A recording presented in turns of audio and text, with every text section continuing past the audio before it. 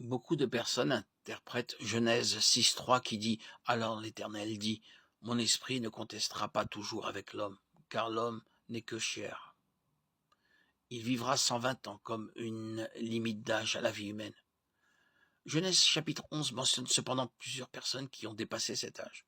Par conséquent, certains interprètent Genèse 6.3 comme une règle générale. Après le déluge, la durée de vie des hommes a commencé à baisser de manière dramatique comparé Genèse 5 et Genèse 11, jusqu'à moins de 120 ans. Genèse 11, 24. Depuis cette époque, peu de personnes ont dépassé les 120 ans.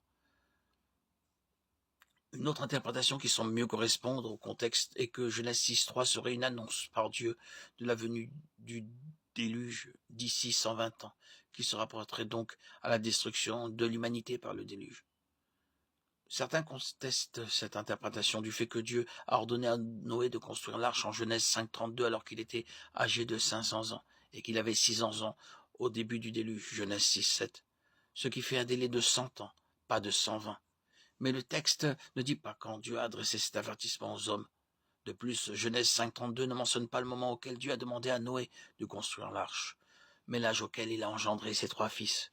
Il est donc tout à fait plausible de penser que Dieu ait d'abord décrété la venue du déluge d'ici 120 ans, puis attendu plusieurs années avant de demander à Noé de construire l'arche. Quoi qu'il en soit, les 100 années écoulées entre Genèse 5.32 et Genèse 7.6 ne contredisent pas les 120 ans de Genèse 6.3.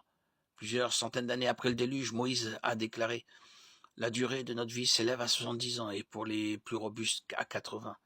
Mais l'orgueil qu'ils en tirent n'est que peine et misère, car le temps passe vite et nous nous envolons. » Psaume 90, 10. Ni Genèse 6.3 ni le psaume 90 ne fixent de limite d'âge instaurée par Dieu pour l'humanité. Genèse 6.3 est une annonce du déluge. Le psaume 90 stipule simplement que, de manière générale, la durée normale de la vie d'un homme est de 70 à 80 ans, ce qui est d'ailleurs le cas aujourd'hui.